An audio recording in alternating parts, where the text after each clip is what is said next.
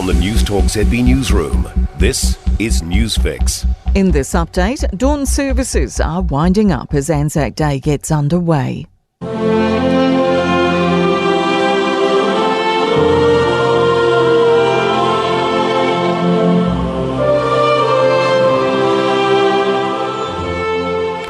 Emotional scenes at Auckland War Memorial Museum. Thousands attended this morning's dawn service to remember our fallen soldiers. Our reporter Ethan Manera has been at the dawn service in Wellington. Earlier worries of showers have subsided for now as hundreds are gathered at the Pukeahu National War Memorial, with crowds filling the park.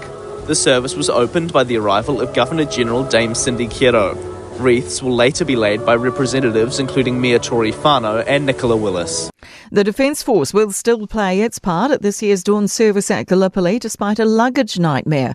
16 pieces of the NZDF team's luggage were lost in transit at Dubai, including uniforms and almost all their instruments. Defence Force Gallipoli lead John McLeod says they're working with what they have, with Australia lending a bugle to play the last post. He says they're now in a position to fully carry out their ceremonial roles at both the dawn service and Chunuk Bair. The team have shown great ingenuity in terms of how we can make this work. But at the end of the day, the team view is it doesn't matter how we look. We're there to do a job.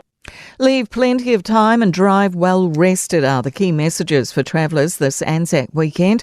With the school holidays winding down and Anzac Day today, NZTA and police are encouraging people on the roads to plan ahead, drive within the speed limit and not drive tired. Director of Road Policing, Superintendent Steve Greeley, says split-second decisions when driving can put a life in the balance. He says putting your seatbelt on, sharing a taxi home or having a sober driver on hand can be the difference. That's news. In sport, Warriors boss Cameron George has attributed the NRL club's change in team culture to former Wallabies mentor Dave Rennie. The two crossed paths in 2021 when the Warriors were based in Australia during their COVID-affected campaign. George says Rennie's advice has helped create new traditions at Mount Smart. When we speak to a player that we want to bring to the club, we have a video explaining our culture and identity. 9 times out of 10, people get emotional. Liverpool will look to close the gap on Arsenal at the top of football's Premier League when they battle Everton in the Merseyside derby this morning.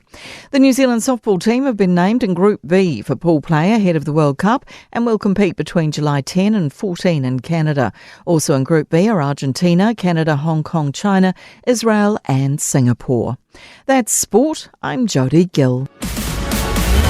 For more news, listen to Newstalk ZB live on iHeartRadio.